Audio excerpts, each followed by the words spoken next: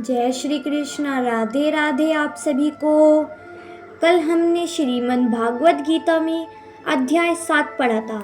आज हम 8 पढ़ेंगे। चलिए आज हम शुरू करते हैं। भगवत प्राप्ति। अर्जुन ने कहा, हे भगवान, हे पुरुषोत्तम, ब्रह्म क्या है, आत्मा क्या है, सकाम कर्म क्या है, यह भौतिक जगत क्या है तथा देवता क्या है, कृपा करके यह सब मुझे बताइए। आज हम इसके बारे में पढ़ेंगे। इस अध्याय में भगवान कृष्ण अर्जुन के द्वारा पूछे गए ब्रह्मा क्या है आदि प्रश्नों का उत्तर देते हैं। भगवान कर्म शक्ति तथा योग और शुद्ध भक्ति को भी व्याख्या करते हैं। श्रीमद् भागवत में कहा गया है कि परम सत्य ब्रह्मा परमात्मा अथवा भगवान के नाम से जाना जाता है। साथ ही जीवात्मा या जीव को ब्रह्मा भी कहते हैं। अर्जुन आत्मा के विषय में भी पूछता है, जिससे शरीर, आत्मा तथा मन का बोध होता है। वैदिक कोश के अनुसार आत्मा का अर्थ मन, आत्मा, शरीर तथा इंद्रियां भी होती हैं। अर्जुन ने परमेश्वर को पुरुषोत्तम या परम पुरुष कहकर संबोधित किया है, जिसका अर्थ यह होता है कि वह ये सारे प्रश्न अपने एक मित्र से नहीं अपितु परम पुरुष से उन्हें परम प्रमाण मानकर पूछ रहा था, जो निश्चित उत्तर दे सकते थे।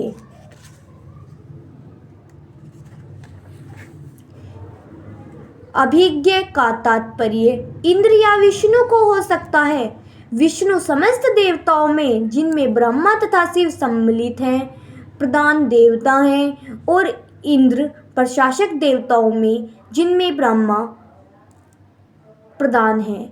इंद्र तथा विष्णु दोनों की पूजा यज्ञ द्वारा की जाती है, किंतु अर्जुन प्रश्न करता है कि यज्ञ का स्वामी कौन है और भगवान किस तरह जीव के शरीर के भीतर निवास करते हैं। अर्जुन ने भगवान को मधुसूदन कहकर संबोधित किया, क्योंकि कृष्ण ने एक बार मधु नामक असुर का वध किया था। ये सारे प्रश्न जो शंका के रूप में हैं, अर्जुन के मन में नहीं उठने चाहिए थे, क्योंकि अर्जुन एक कृष्ण भावना भावित भक्त था। अतः ये सारी शंकाएं असुरों के सदृश है, क्योंकि कृष्ण असुरों के मारने में सिद्धांतस्थ थे। अतः अर्जुन उन्हें मधुसूदन कहकर संबोधित करता है, जिससे कृष्णा उसके मन में उठने वाली समस्त असुरी शंकाओं को नष्ट कर देते हैं। इस श्लोक का प्रमाण काले शब्द भी अत्यंत महत्वपूर्ण है, क्योंकि अपने जीवन में हम जो भी करते हैं उसकी परीक्षा मृत्यु के समय होनी है। अर्जुन उन लोगों के विषय में जो निरंतर कृष्णा भावनामर्थ में लगे रहते हैं, यह जानने के लिए अत्यंत इच्छुक है कि अंत समय उनकी क्या दशा होगी। मृत्यु के समय शरीर के सारे कार्य रुक जाते हैं और मन सही दशा में नहीं रहता। इस प्रकार शारीरिक स्थिति बिगड़ जाने से हो सकता है कि मनुष्य परमेश्वर का स्मरण न कर सके। परम भक्त महाराज कुलशेखर प्रार्थना करते हैं, हे भगवान, इस समय मैं पूर्ण स्वस्थ हूँ। अच्छा हो कि मेरी मृत्यु इसी समय हो जाए, जिससे मेरा मन रूपी हंस आपके चरण कमलों रूपी नाल के भीतर प्रविष्ट हो सके। यह रूपक इसलिए प्रयुक्त किया गया है क्योंकि हंस जो एक जल पक्षी है, वह कमल के पुष्पों को कुतरने में आनंद का अनुभव करता है। इस तरह वह कमल पुष्प के भीतर प्रवेश करना चाहता है। महाराज कुलशेखर भगवान से कहते हैं, इस समय मेरा मन स्वस्थ है और मैं भी पूरी तरह स्वस्थ हूँ। यदि मैं आपके चरण कमलों का चिंतन करते हुए तुरंत मर जाऊं, तो मुझे विश्वास है कि आपके प्रति मेरी भक्ति पूर्ण हो जाएगी।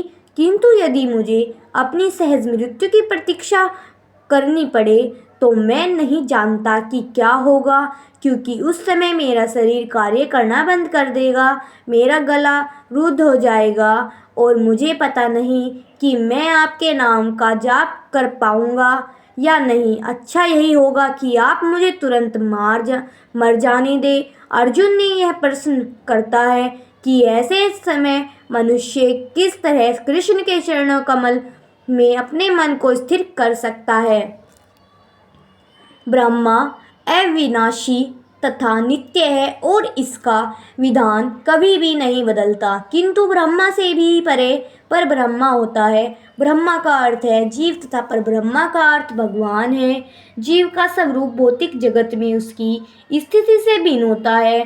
भौतिक चेतना में उसका स्वभाव पदार्थ पर प्रभुत्व जताना है, किंतु आध्यात्मिक चेतना या कृष्णा भावनामृत में उसकी स्थिति परमेश्वर की सेवा करना है। जब जीव भौतिक चेतना में होता है तो उसे इस संसार में विभिन्न प्रकार के शरीर धारण करने पड़ते हैं। यह भौतिक चेतना के कारण कर्म अथवा विविध सृष्टि कहलाता है। वैदिक साहित्य में जीव को जीवात्मा तथा ब्रह्मा कहा जाता है, किंतु उसे कभी पर ब्रह्मा नहीं कहा जाता।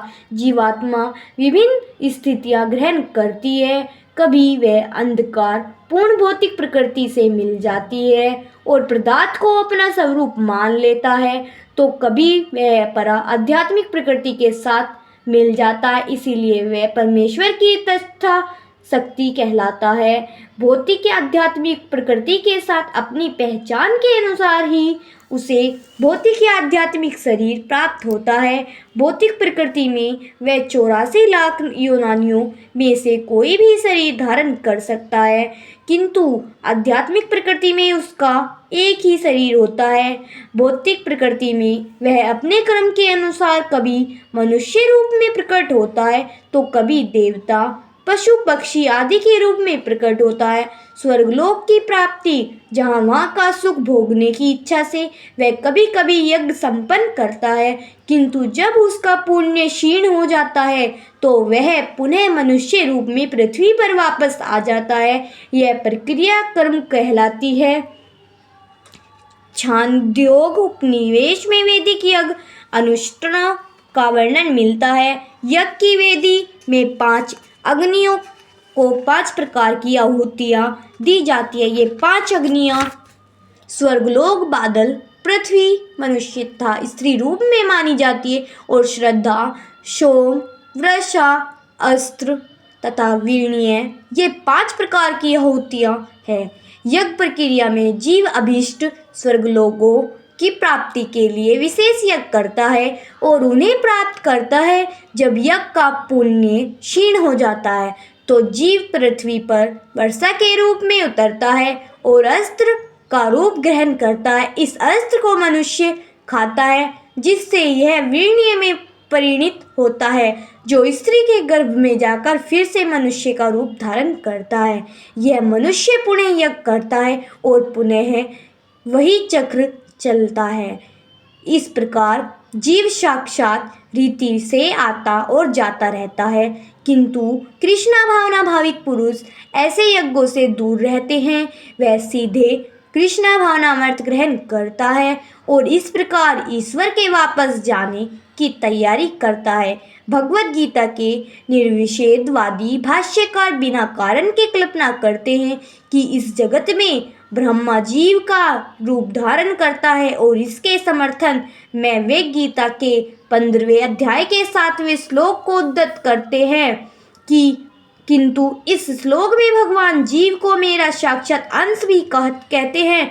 भगवान का यह अंश जीव भले ही भौतिक जगत में आ गिरता है, किंतु परमेश्वर कभी नीचे नहीं गिरता। अतः यह विचार कि ब्रह्मा जीव का रूप धारण करता है ग्रह नहीं है। यह स्मरण रखना होगा कि वैदिक साहित्य में ब्रह्मा जीवात्मा को परम ब्रह्मा परमेश्वर से पृथक माना जाता है। यह भौतिक प्रकृति निरंतर परिवर्तित होती रहती है। सामान्यतः भौतिक शरीरों को 6 अवस्थाओं से निकलना होता है। वे उत्पन्न होते हैं, बढ़ते हैं, कुछ काल तक रहते हैं, कुछ गौण पदार्थ उत्पन्न करते हैं, क्षीण होते हैं और अंत में विलुप्त हो जाते हैं। यह भौतिक प्रकृति अधिभूत कहलाती है। यह किसी निश्चित समय में उत्पन्न नहीं की जाती और किसी निश्चित समय में विनष्ट कर दी जाती है। परमेश्वर के विराट स्वरूप की धारणा, जिसमें सारे देवता तथा उनके लोग सम्मिलित हैं, अधिदेवत कहलाती है। प्रत्येक शरीर में आत्मा सहित परमात्मा का वास होता है, जो भगवान कृष्ण का अंश स्वरूप है। यह परमात्मा भी यज्ञ कहलाता है और हृदय में स्थित होता है। इस श्लोक के प्रसंग में एव शब्द का अत्यंत महत्वपूर्ण है, क्योंकि इसके द्वारा भगवान बल देकर कहते हैं कि परमात्मा उनसे भिन्न नहीं है। यह परमात्मा प्रत्येक आत्मा के पास आसीन है और आत्मा के क्रियाकलापों का साक्षी है तथा आत्मा की विभिन्न चेतनाओं का उद्गम है। यह परमात्मा प्रत्येक आत्मा को मुक्त भाव से कार्य करने की छूट देता है और उसके कार्य पर निगरानी रखता है। परमेश्वर के इन विविध स्वरूपों के सारे कार्य उस कृष्णा भावना भावित भक्त को स्वयं स्पष्ट हो जाते हैं, जो भगवान की दिव्य सेना में लगा रहता है।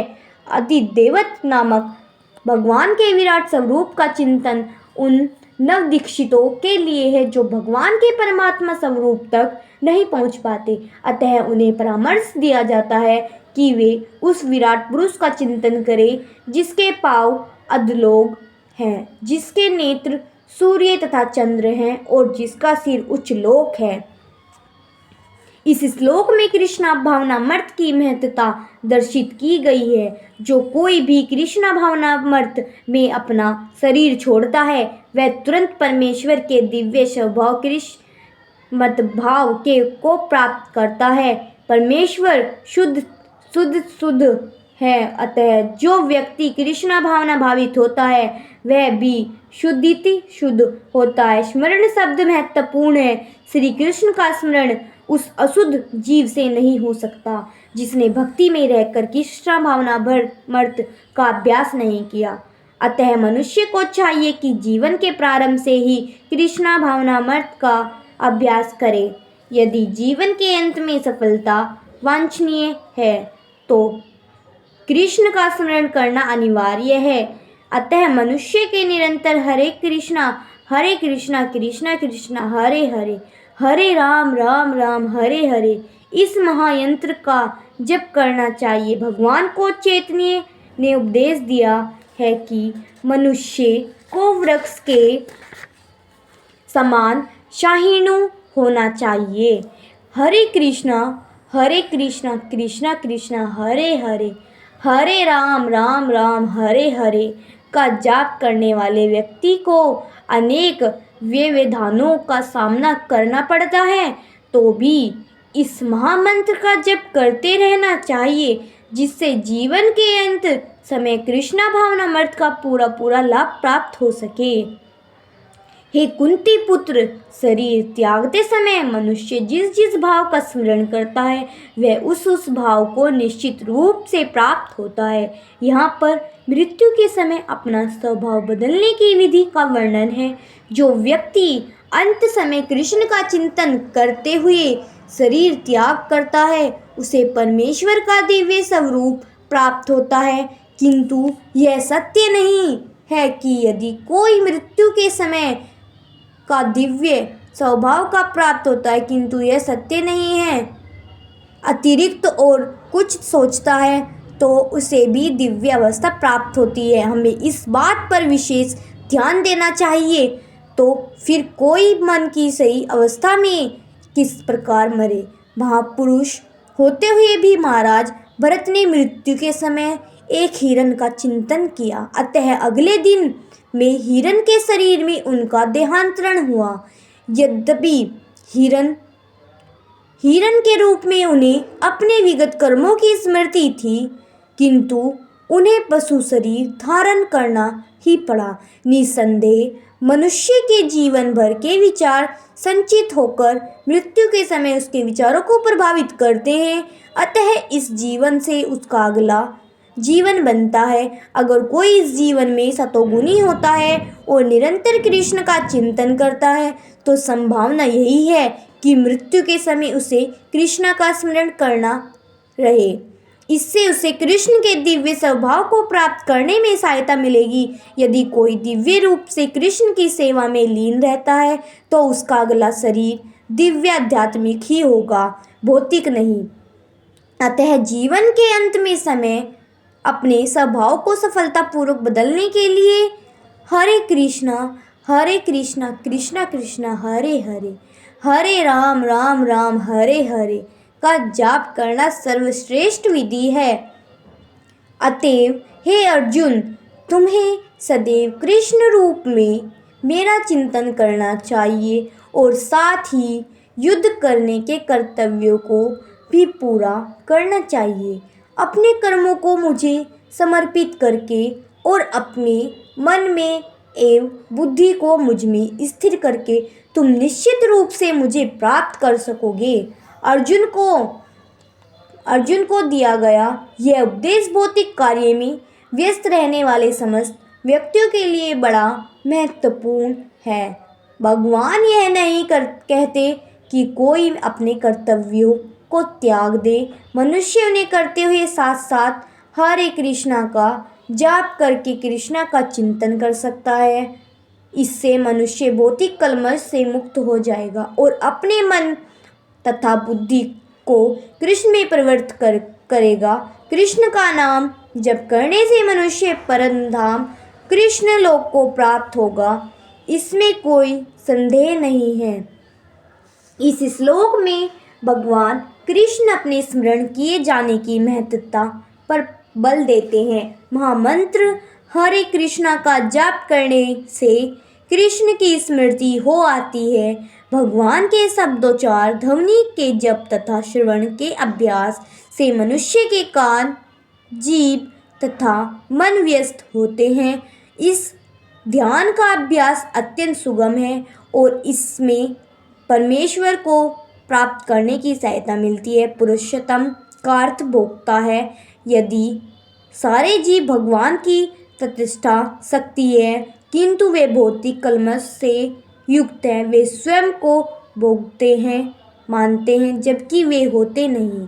यहाँ पर स्पष्ट उल्लेख है कि भगवान ही अपने विभिन्न स्वरूपों तथा नारायण, वासुदेव आदि स्वांशों के रूप में परम भक्त हैं। भक्त हरे का जाप करके अपनी पूजा के लक्ष्य परमेश्वर का उनके किसी भी रूप में नारायण, कृष्णा, राम आदि का निरंतर चिंतन कर सकता है। ऐसा करने से वह शुद्ध हो जाता है और निरंतर जप करते रहने से उसका जीवन के अंत में वह भगवद्धाम हो जाता है। योग अंतःकरण के परमात्मा का ध्यान है। इसी प्रकार हरे कृष्णा के जाप द्वारा मनुष्य अपने मन को परमेश्वर में स्थिर करता है और मन चंचल है, अतः आवश्यक है कि मन को बलपूर्वक कृष्णा चिंतन में लगाया जाए।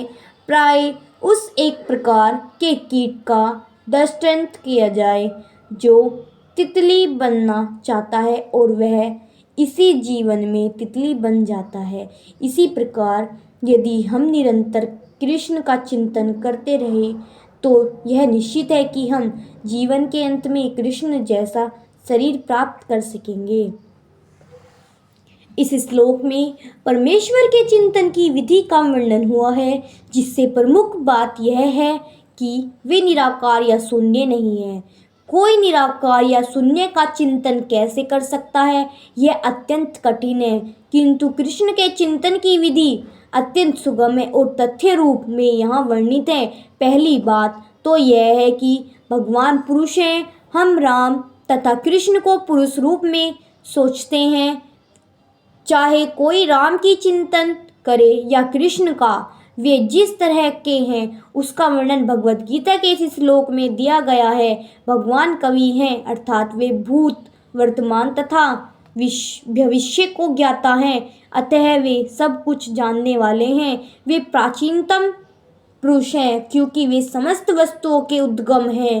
प्रत्येक वस्तु उन्हीं से उत्पन्न है। वे ब्रह्मांड के परम नियंता भी हैं। वे मनुष्य के पालक तथा शिक्षक हैं। वे अणु से भी सूक्ष्म जीवात्मा, बाल के अग्रह भाग के 10,000वें अंश के बराबर हैं, किंतु भगवान अचिंतनीय रूप से इतने लघु हैं कि वे इस अणु के भी हृदय में प्रविष्ट रहते हैं, इसीलिए वे लघुतम में भी लघुतर कहलाते हैं। परमेश्वर के रूप में वे परमाणु में तथा लघुत्तम के भी हृदय में प्रवेश कर सकते हैं और परमात्मा रूप से उनका नियंत्रण करते हैं। इस लघु होते हुए भी वे सर्वव्यापी हैं और सबका पालन करने वाले हैं। उनके द्वारा इन लोकों का धारण होता है। प्राय हम आश्चर्य करते हैं कि ये विशाल लोक किस प्रकार वायु में तैर रहे हैं। यहाँ यह बताया गया है कि परमेश्वर अपनी अचिंतनीय शक्ति द्वारा इन समस्त विशाल लोकों तथा आकाश गंगाओं को धारण किए हुए हैं। इस प्रसंग में अचिंतनीय शब्द अत्यंत सार्थक हैं। ईश्वर की शक्ति हमारी कल्पना या विचार शक्ति के परे है, इसीलिए अचिंतनीय कहलाती है। इस बात का खंडन कौन करता है? वे इस भौतिक जगत में व्याप्त हैं, फिर भी इससे परे हैं। हम इसी भौतिक जगत को फिर हम कैसे जान सकते हैं कि इसके परे क्या है? अचिंतनीय का अर्थ है इस तथा चिंतन से दूर रहकर वेदों, भगवत गीता तथा भागवत जैसे शास्त्रों में जो कुछ कहा गया है उसे स्वीकार कर ले और उनके द्वारा सुनिश्चित किए गए नियमों का पालन करे। इससे ज्ञान प्राप्त हो सकेगा। मृत्यु के समय जो व्यक्ति अपने प्राण को भोग के मध्य स्थिर कर लेता है और योग शक्ति के द्वारा अविचलित मन से पूर्ण भक्ति के साथ परमेश्वर के स्मरण में अपने को लगाता है, वह निश्चित रूप से भगवान को प्राप्त होता है। इस श्लोक में स्पष्ट किया गया है कि मृत्यु के समय मन को भगवान की भक्ति में स्थिर करना चाहिए। जो लोग योगाभ्यास करते हैं उनके लिए इस संतुष्टि की गई है कि वे प्राण को बोहों के बीच आज्ञा चक्र में ले आए। यहाँ पर शस्त्र के अभ्यास का प्रस्ताव है जिसमें 6 चक्रों पर ध्यान लगाया जाता है, परंतु निरंतर कृष्णा भावनामर्थ लीन रहने के कारण शुद्ध भक्त भगवत कृपा से मृत्यु के समय योगाभ्यास के बिना भगवान का स्मरण कर सकते हैं। इसकी व्याख्या 14वें श्लोक में की गई है। इस श्लोक में योगाब्लेन शब्द का विशिष्ट प्रयोग महत्वपूर्ण है, क्योंकि योग के भाव में चाहे वह षष्ठ चक्र योग हो या भक्ति योग, मनुष्य कभी भी मृत्यु के समय इस दिव्य अवस्था को प्राप्त नहीं होता। कोई भी मृत्यु के समय परमेश्वर का साचा स्मरण नहीं कर पाता। उसे किसी न किसी योग का, विशेषतः भक्ति योग का अभ्यास होना चाहिए, क्योंकि मृत्यु के समय मनुष्य का मन अत्यधिक विचलित रहता है। अतः अपने जीवन में मनुष्य को योग के माध्यम से अध्यात्म का अभ्यास करना चाहिए। श्री कृष्ण अर्जुन के लिए षष्ठ चक्र योग की विधि का अनुमोदन कर चुके हैं, जिसमें प्राण को बोहों के मध्य स्थिर करना होता है। यह मानकर कि हो सकता है अर्जुन को षष्ठ चक्र योग अभ्यास न आता हो, कृष्ण अगले श्लोकों में इसकी विधि बताते हैं। भगवान कहते हैं कि ब्रह्मा यद्यपि अद्वितीय है, किंतु उसके अनेक स्वरूप होते हैं। विशेषतः निर्विशेषवादियों के लिए अक्षर या ओंकार ब्रह्मा है। कृष्ण यहाँ पर निर्विशेष ब्रह्मा के विषय में बता रहे हैं, जिसमें सन्यासी प्रवेश करते हैं। ज्ञान की वैदिक पद्धति में छात्रों को प्रारंभ से गुरु के पास रहने में ब्रह्मचार्य व्रत का पालन करते हुए ओंकार का उच्चारण तथा परम निर्वेश ब्रह्मा की शिक्षा दी जाती है। इस प्रकार वे ब्रह्मा को 2 स्वरूपों से परिचित होते हैं। ये प्रथा छात्रों के आध्यात्मिक जीवन के विकास के लिए अत्यंत आवश्यक है, किंतु इस समय ऐसा ब्रह्मचार्य जीवन बिता पाना बिल्कुल संभव नहीं है। विश्व की सामाजिक ढांचा इतना बदल चुका है कि छात्र जीवन के प्रारंभ से ब्रह्मचार्य के जीवन में बिताना संभव नहीं है। यद्यपि विश्व में ज्ञान की विभिन्न शाखाओं के लिए अनेक संस्थाएं हैं, किंतु ऐसा मान्यता प्राप्त एक भी संस्था नहीं है जहां ब्रह्मचार्य के सिद्धांतों में शिक्षा प्रदान की जा सके। ब्रह्मचार्य के बिना आध्यात्मिक जीवन में उन्नति कर पाना अत्यंत कठिन है। अतः इस कलयुग के लिए शास्त्रों के आदेश अनुसार भगवान चैतन्य ने कृष्ण घोषणा की है कि भगवान कृष्ण के पवित्र नाम हरे कृष्णा कृष्णा कृष्णा हरे हरे, हरे राम राम राम हरे हरे के जप के अतिरिक्त परमेश्वर के साक्षात्कार का कोई अन्य उपाय नहीं है। इस श्लोक में बताई गई विधि में योगाभ्यास के लिए सबसे पहले इंद्रिय भोग के सारे द्वार बंद करने होते हैं। यह उपत्याहार अथवा इंद्रिय विषयों से इंद्रियों को हटाना कहलाता है। इसमें ज्ञानेंद्रिया, नेत्र, कान, नाक, जीभ तथा स्पर्श को पूर्णता वश में करके उन्हें इंद्रिय तत्वी में लुप्त होने नहीं दिया जाता। इस प्रकार मन हृदय में स्थिर परमात्मा पर केंद्रित होता है और प्राण वायु को सिर के ऊपर तक चढ़ाया जाता है। इसका विस्तृत वर्णन छठे अभ्यास में हो चुका है, किंतु जैसा कि पहले कहा जा चुका है कि अब यह विधि व्यावहारिक नहीं है। सबसे उत्तम विधि तो कृष्णा भावनामृत है। यदि कोई भक्त अपने मन में कृष्ण को स्थिर करने में समर्थ होता है तो उसके लिए अविचलित दिव्य समाधि में बने रहना सुगम हो जाता है। यहाँ स्पष्ट उल्लेख हुआ है कि ओम ब्रह्म तथा भगवान कृष्ण परस्पर भिन्न नहीं है। ओम कृष्ण की निर्वेश ध्वनि है, लेकिन हरे कृष्णा में यह ओम सचिंत्र है। कृष्णा इस युग के लिए हरे कृष्णा मंत्र जप करने की स्पष्ट संतुष्टि है। अतः यदि कोई हरे कृष्णा कृष्णा कृष्णा हरे हरे, हरे राम राम राम हरे हरे इस मंत्र का जाप करते हुए शरीर त्यागता है तो वह अपने अभ्यास के गुणानुसार आध्यात्मिक लोकों में से किसी एक लोक का हो जाता है।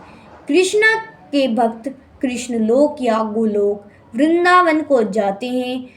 सुगुण नववादियों के लिए आध्यात्मिक आकाश में अन्य अनेक लोक हैं जिन्हें वे कुंड लोक कहते हैं, किंतु निर्वेशवादी तो ब्रह्म ज्योति में ही रह जाते हैं। इस श्लोक में उन निष्काम भक्तों द्वारा प्रवर्त्य अंतिम गणवात्य का वर्णन है जो भक्ति योग के द्वारा भगवान की सेवा करते हैं।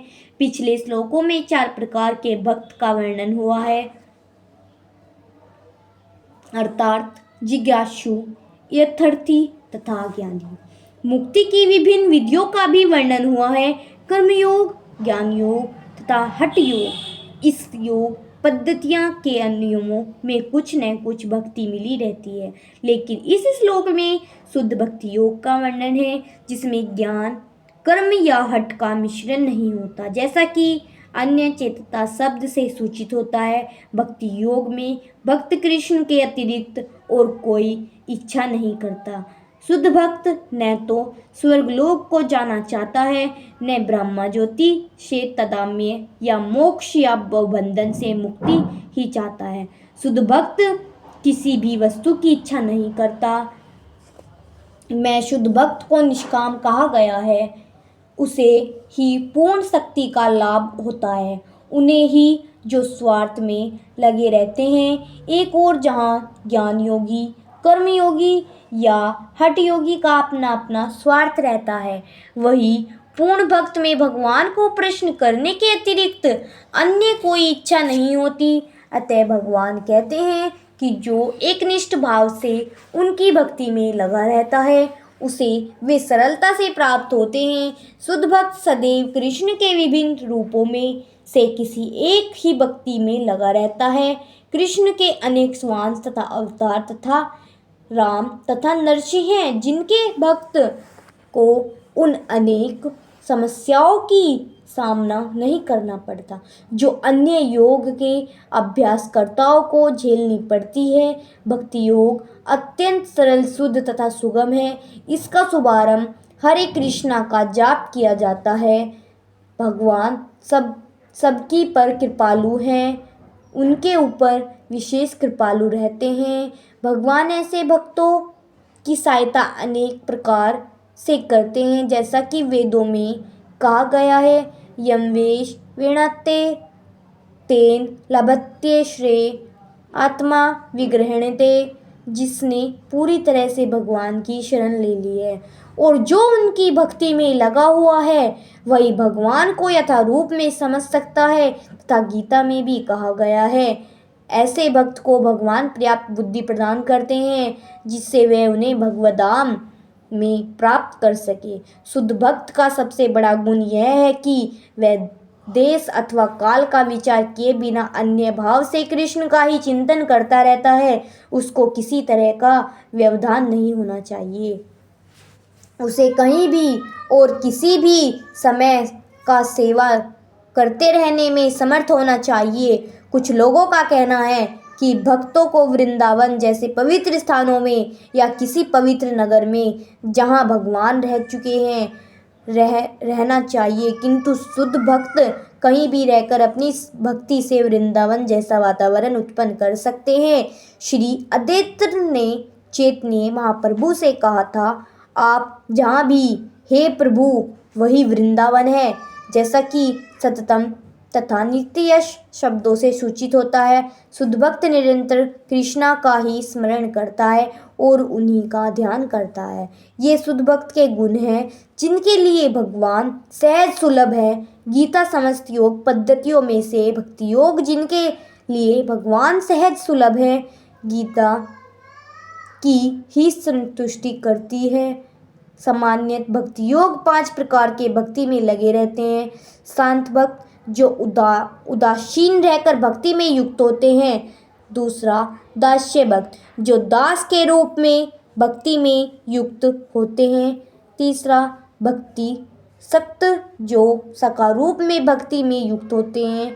चौथा, वात्सल्य भक्त जो माता पिता की भांति भक्ति में युक्त होते हैं। तथा पांचवा, मार्दय भक्त जो परमेश्वर के साथ दातन्य प्रेमी की भांति भक्ति में युक्त होते हैं। शुद्ध भक्त इनमें से कोई भी परमेश्वर की प्रेमा भक्ति से युक्त होता है और उन्हें कभी नहीं भूल पाता, जिससे भगवान को सरलता से प्राप्त हो जाते हैं। जिस प्रकार शुद्ध भक्त क्षण भर के लिए भी उन भगवान को नहीं भूलता, उस प्रकार भगवान भी अपने शुद्ध भक्त को क्षण भर के लिए नहीं भूलते। हरे कृष्णा कृष्णा कृष्णा हरे हरे, हरे राम राम हरे हरे। इस महामंत्र के कीर्तन की कृष्णा भावना भावित विधि का यही सबसे बड़ा आशीर्वाद है, क्योंकि यह नश्वर जगत जन्म जरा तथा मृत्यु के क्लेशों से पूर्ण है। अतः जो परम सिद्धि प्राप्त करता है और परम लोक कृष्ण लोक या गोलोक वृंदावन को प्राप्त होता है, वह वहाँ से कभी वापस नहीं आना चाहता। इस परम लोक को वेदों में अव्यक्त अक्षर तथा परमागति कहा गया है। द्वारा शब्दों में यह लोक हमारा भौतिक दृष्टि से परे है और अवर्तनीय है, किंतु यह चरम लक्ष्य है जो महात्माओं का गंतव्य है। महात्मा अनुवासित भक्तों से दिव्य संदेश प्राप्त करते हैं और इस प्रकार वे धीरे धीरे कृष्ण भावनामृत में भक्ति विकसित करते हैं और दिव्य सेना में इतने लीन हो जाते हैं कि वे न तो किसी भौतिक लोक में जाना चाहते हैं या तक कि कहीं भी किसी आध्यात्मिक लोक में जाना चाहते हैं। न वे केवल कृष्णा तथा कृष्णा के सामीप्य चाहते हैं, अन्य कुछ नहीं। यही जीवन की सबसे बड़ी सिद्धि है। इस श्लोक में भगवान कृष्ण के सुगुणवादी भक्तों का विशेष रूप से उल्लेख किया हुआ है। ये भक्त कृष्णा भावनामृत में जीवन की परम सिद्धि प्राप्त करते हैं। दूसरे शब्दों में वे सर्वोच्च आत्माएं हैं। समस्त योगियों को, चाहे वे कर्म योगी हो, ज्ञान योगी हो, हठ योगी हो, अंततः भक्ति योग का कृष्ण भावनामृत में वे भक्ति की सिद्धि प्राप्त करनी होती है। तभी वे कृष्ण के दिव्य धाम को जा सकते हैं, जहाँ वे फिर भी कभी वापस नहीं आते। किंतु जो सर्वोच्च भौतिक लोक अर्थात देवलोक को प्राप्त होता है, उसका पुनर्जन्म होता रहता है। जिस प्रकार इस पृथ्वी के लोग उच्च लोगों को जाते हैं, उसी तरह ब्रह्मालोक, चंद्रलोक तथा इंद्रलोक जैसे उच्चतर लोगों से लोग पृथ्वी पर गिरते रहते हैं। छांदोग्य उपनिवेश में जिस पांचांगिनी विधा का विधान है उससे मनुष्य ब्रह्मलोक को प्राप्त हो सकता है, किंतु यदि ब्रह्मलोक में वह कृष्णा भावनावर्त का अनुशीलन नहीं करता तो उसे पृथ्वी पर फिर से लौटना पड़ता है। जो उच्चतर लोगों में कृष्णा भावनावर्त प्रगति करते हैं वे क्रमश और ऊपर जाते रहते हैं और प्रलय के समय वे नित्य परमधाम को भेज जाते हैं। श्रीधर स्वामी ने अपने भगवद गीता भाष्य में यह श्लोक उद्धृत किया है। जब इस भौतिक ब्रह्मांड का प्रलय होता है तो ब्रह्मा तथा कृष्णा भावनामर्त में निरंतर प्रवृत्त उनके भक्त अपनी इच्छा अनुसार आध्यात्मिक ब्रह्मांड को तथा विशिष्ट वैकुंठ लोकों को भेजे जाते हैं। भौतिक ब्रह्मांड की अवधि सीमित है, यह कल्पों के चक्र रूप में प्रकट होती रहती है। यह कल्प ब्रह्मा का एक दिन जिसमें चतुर्युग सत्य नेत्रा द्वापार तथा कली के 1000 चक्र होते हैं। सतयुग के सदाचार ज्ञान तथा धर्म का बोलबाला रहता है और ज्ञान पाप का एक तरह से नितांत अभाव होता है। यह युग वर्षों तक चलता आ रहा है। नेत्रा युग में पापों का प्रभाव होता है और यह युग वर्षों तक चलता है। द्वापर युग में सदाचार तथा धर्म का ह्रास होता रहता है और पाप बढ़ते हैं। यह युग वर्षों तक चलता है। सबसे अंत में कलयुग जिससे हम विगत 1000 वर्षों से भोग रहे हैं आता है, जिससे कलह अज्ञान अधर्म तथा पाप का प्रावधान्य रहता है और सदाचार का प्रलय लोप होता है। यह युग वर्षों तक चलता है। इस युग में पाप या तक की बढ़ जाते हैं कि इस युग के अंत में भगवान स्वयं कलियुग अवतार धारण करते हैं, असुरों का संहार करते हैं, भक्तों की रक्षा करते हैं और दूसरे सतयुग का शुभारंभ होता है। इस तरह यह क्रिया निरंतर चलती रहती है। ये चारों युग का एक सहस्त्र चक्र कर लेने पर ब्रह्मा एक दिन के तुल्य होते हैं। इतने ही वर्षों की उनकी एक राशि होती है। ब्रह्मा ऐसे 100 वर्ष जीवित रहते हैं और तब उनकी मृत्यु होती है। ब्रह्मा के ये वर्ष गणना के अनुसार पृथ्वी के वर्ष के तुल्य है।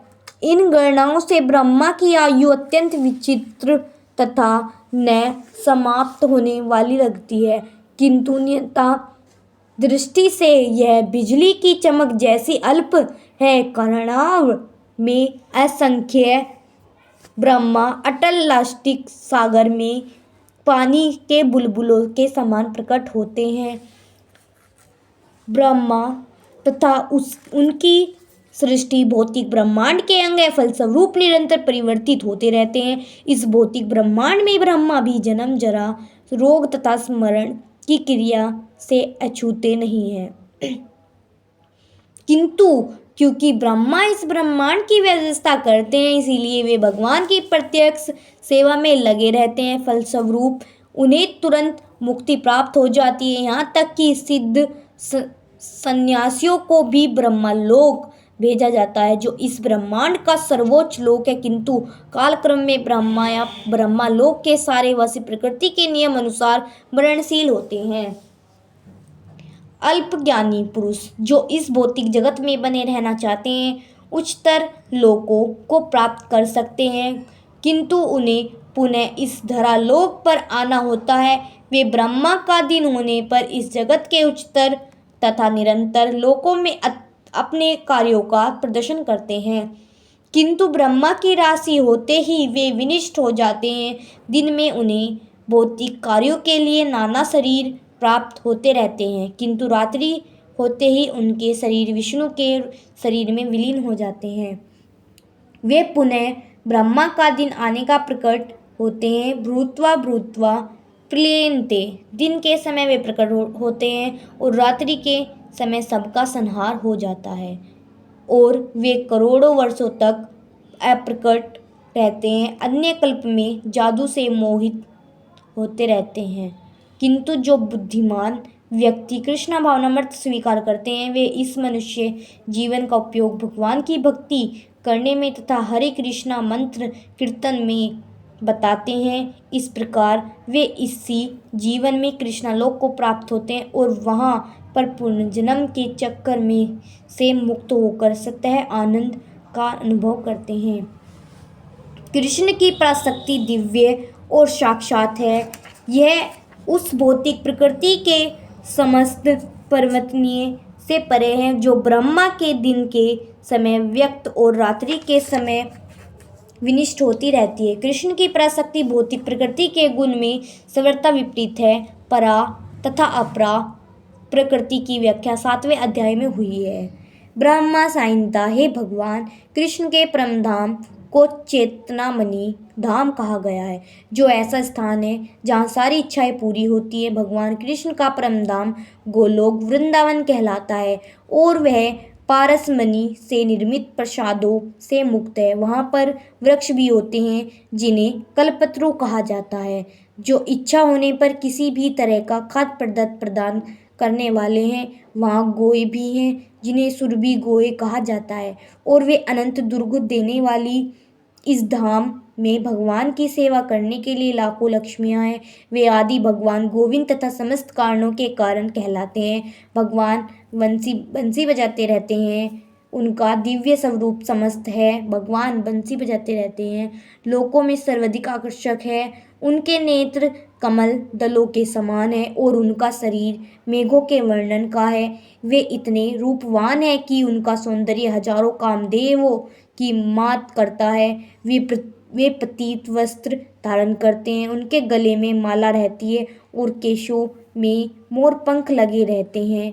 भगवद गीता में भगवान कृष्ण अपने निजी धाम गोलोक वृंदावन का संकेत मात्र करते हैं, जो आध्यात्मिक जगत में सर्वश्रेष्ठ लोक है। इसका विशद वृत्तांत ब्रह्मा संहिता में मिलता है। वैदिक ग्रंथ बताते हैं कि भगवान का धाम सर्वश्रेष्ठ है और यही परम धाम है। पुरुषोत्तम पर कृष्णा एक बार वहां पहुंचकर फिर से भौतिक संसार में वापस नहीं आना होता।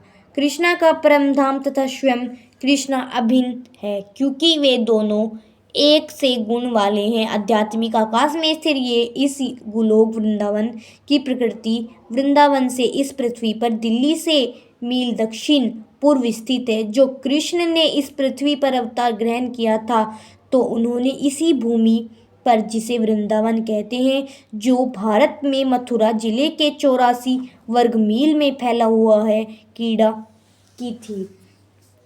यहाँ यह स्पष्ट बताया गया है कि जिस परम धाम से फिर लौटना नहीं होता वह परम पुरुष कृष्ण का धाम है। ब्रह्मा संहिता में इस परम धाम को अनिंदनीय चैतन्य रस कहा गया है, जो ऐसा स्थान है जहाँ कभी वस्तुएं परम आनंद से पूर्ण है। जितनी भी विविधता प्रकट होती है वह सब इसी परम आनंद का गुण है। वहाँ कुछ भी भौतिक नहीं है।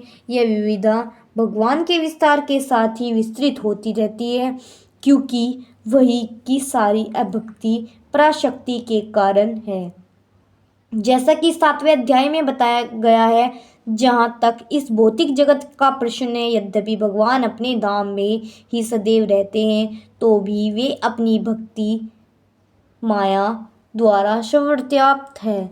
इस प्रकार वे अपनी परा तथा अपरा शक्तियों द्वारा सर्वत्र भौतिक तथा आध्यात्मिक दोनों ब्रह्मांडों में उपस्थित रहते हैं कि प्रत्येक वस्तु उनमें या उनकी परा या अपरा शक्ति में निहित है। इन्हीं दोनों शक्तियों के द्वारा भगवान सर्वव्यापी हैं। कृष्ण के परमधाम में या असंख्य वैकुंठ लोकों में भक्ति के द्वारा ही प्रवेश संभव है, जैसा कि भक्ता शब्द द्वारा सूचित होता है। किसी अन्य विधि से पराधाम की प्राप्ति संभव नहीं है। वेदों में गोपाल तापनी उपनिवेश भी परमधाम तथा भगवान का वर्णन मिलता है। एको बंसी स्वर्ण कृष्ण उस धाम में केवल एक भगवान रहता है, जिसका नाम कृष्ण है। वह अत्यंत दयालु विग्रह है और एक रूप में स्थिर होकर भी वह अपने को लाखों श्वासों में विस्तृत करता रहता है। वेदों में फल लगे हैं और जिसकी पत्तियां निरंतर बदलती रहती हैं। वैकुंठ लोक की आशंका करने वाले भगवान के श्वांश चतुर्भुजी हैं और विभिन्न नामों से विख्यात है। पुरुषोत्तम, त्रिविक्रम, केशव, माधव, अनिरुद्ध, हर्षिकेश, शंकरन, प्रेमण, श्रीधर, वासुदेव, दामोदर, जनार्दन, नारायण, वामन, पद्मनाभ आदि। ब्रह्मा शायनता भी पुष्टि हुई है कि यदि भगवान निरंतर परमधाम गोलोक वृंदावन में रहते हैं, किंतु वे सर्वव्यापी हैं ताकि सब कुछ सुचारू रूप से चलता रहे। गोलोक एवं वेदों में सर्वोत्तर उपनिवेश कहा गया है। उनकी शक्तियाँ इतनी व्यापक हैं कि वे परमेश्वर के दूरदृष्ट होते हुए भी दस जनता में बिना किसी त्रुटि के सब कुछ सुचारू रूप से संचालित करती रहती है। परमेश्वर के अन्य पूर्ण शरणागत भक्तों की इसकी चिंता नहीं रहती कि ये कब और किस तरह शरीर को त्यागेंगे। वे सब कुछ कृष्ण पर छोड़ देते हैं और इस तरह सरलतापूर्वक प्रसन्नता सहित भगवत धाम जाते हैं। किंतु जो अनन्य भक्त नहीं है और कर्मयोग, ज्ञान योग तथा हठ योग जैसी आत्म साक्षात्कार की विधियों पर आश्रित रहते हैं, उन्हें उपयुक्त समय में शरीर त्यागना होता है, जिससे वे अक्षात हो सकें कि इस जन्म में मृत्यु वाले संसार में उनको लौटाना होगा या नहीं। यदि योगी सिद्ध होता है तो वह इस जगत में शरीर छोड़ने का समय तथा स्थान चुन सकता है, किंतु यदि वह इतना पटु नहीं होता तो उसकी सरलता उसके अचानक शरीर त्याग के संयोग पर निर्भर करती है। भगवान के अगले श्लोक में ऐसे उचित अवसरों का वर्णन किया है कि कब मरने से कोई वापस नहीं आता। आचार्य बलदेव विद्या भूषण के अनुसार यहाँ पर संस्कृत के काल शब्द का प्रयोग काल के अधिष्ठाता देव के लिए हुआ है। जब अग्नि प्रकाश दिन तथा पक्ष का उल्लेख रहता है तो यह समझना चाहिए कि इन सबको अधिष्ठाता देव होते हैं, जो आत्मा की यात्रा व्यवस्था करते हैं। मृत्यु के समय मन मनुष्य को नवीन जीवन मार्ग पर ले जाता है। यदि कोई अकस्मात या योजना पूर्वक उपयुक्त समय पर शरीर त्याग करता है तो उसके लिए निर्वेश ब्रह्म ज्योति प्राप्त कर पाना संभव होता है। योग में सिद्ध योगी अपने शरीर को त्यागने के समय तथा स्थान की व्यवस्था कर सकते हैं, अन्यों का यह पर कोई वश नहीं होता। यदि संयोगवश वे शुभ मुहूर्त में शरीर त्यागते हैं तब तो उनकी जन्म मृत्यु के चक्र में लौटाना नहीं पड़ता, अन्यथा उनके पुनर्वर्तन की संभावना बनी रहती है। किंतु कृष्णा भावनामृत में शुद्ध भक्त के लिए लौटने का कोई भय नहीं रहता, चाहे वह शुभ मुहूर्त में शरीर त्याग करे या अशुभ क्षण में, चाहे अकृशांत शरीर त्याग करे या स्वेच्छता पूर्वक। भगवत गीता के तृतीय स्कंध में कपिल मुनि उल्लेख करते हैं कि जो लोग कर्मकांड तथा यज्ञ कांड में निपुण है वे मृत्यु होने पर चक्र लोग को प्राप्त करते हैं। ये महान आत्माएं चंद्रमा पर लगभग 1000 वर्षों तक देवों की गणना से रहती है और सोमरस का पान करते हुए जीवन का आनंद भोगती है। अंततोगत्वा वे पृथ्वी पर लौट आती हैं। इसका अर्थ यह हुआ है कि चंद्रमा में उच्च श्रेणी के प्राणी रहते हैं, भले ही हम अपनी स्थूल इंद्रियों में उन्हें देख न सके। आचार्य बलदेव विद्याभूषण ने छांदोग्य उपनिवेश में ऐसा ही वर्णन किया है, उद्धृत किया है, जो अनादि काल से सकाम कर्मी तथा दार्शनिक चिंतक रहे हैं। वे निरंतर आगमन करते रहते हैं, उन्हें परम मोक्ष प्राप्त नहीं होता क्योंकि वे कृष्ण की शरण में नहीं आते। कृष्ण अर्जुन को उपदेश देते रहे हैं कि उसे इस जगत में से एक आत्मा के प्रयाण करने के विभिन्न मार्गों को सुनकर विचलित नहीं होना चाहिए। यह श्लोक 7वें तथा 8वें अध्यायों का उपसंहार है, जिनमें कृष्णा भावनामृत तथा भक्ति का विशेष वर्णन है। मनुष्य को अपने गुरु के निर्देशन में वेदनाध्याय करना होता है, उन्हीं के आश्रम में रहते हुए तपस्या करनी होती है। ब्रह्मचारी को गुरु के घर में एक दास की भांति रहना पड़ता है और द्वार द्वार भिक्षा मांगकर गुरु के पास लाना होता है। उसे गुरु के आदेश पर ही भोजन करना होता है मांगकर।